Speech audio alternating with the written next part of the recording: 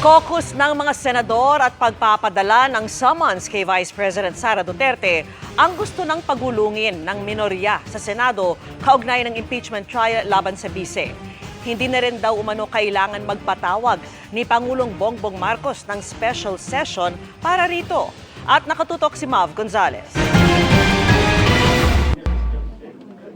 Para mapag-usapan ang impeachment trial ni Vice President Sara Duterte, kakausapin ni Senate Minority Leader Coco Pimentel si Senate President Cheese Escudero para humiling ng caucus o private meeting ng mga senador. Huwag muna nga session, caucus muna.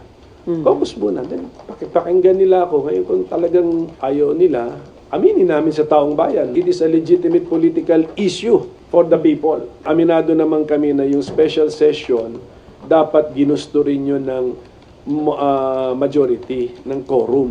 Sabi ni Pimentel, hindi kasalanang hindi na aksyonan agad ang articles of impeachment nang maitransmit sa kanila dahil huling araw na ng sesyon noon.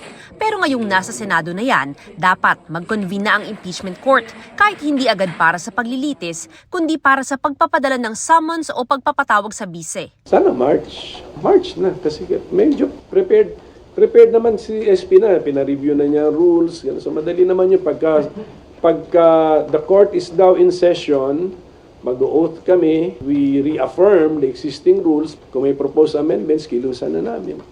And then padala na ng i-authorize na namin ng Senate President to send summons to the impeached official para umandar na yung 10 days. Sayang din yun. Paniwala ni Pimentel, pwede nang mag-convene ang impeachment court kahit hindi nakasesyon ng Kongreso dahil hindi naman aniya ito bahagi ng kanilang legislative work bilang senador. Hindi na rin daw kailangan magpatawag pa ng special session ng Pangulo. Kailangan pa ba Presidente pa ang magpatawag? Iyang kinoconvene lang natin is the Senate to be an impeachment court. Therefore, ang aking logical conclusion, pwedeng gawin ng Senado yan na mag-isa.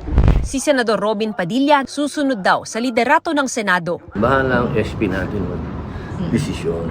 Kami sumusunod lang sa kanya. Kami nag-homework doon sa lahat ng ibinibilin ni SP. Dalawa lang ang nasa minorya, kaya hamong makumbinsi ang mayorya ng mga senador para magkakorum, kahit yung mga re-electionist na kailangang mangampanya.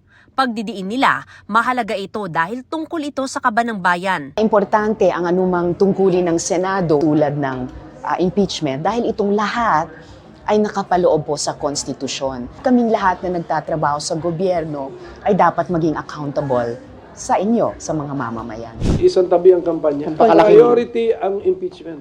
Isn't that a very big ask of your colleagues? That's part of the job description. Para sa GMA Integrated News, Mav Gonzalez, nakatutok, 24 oras.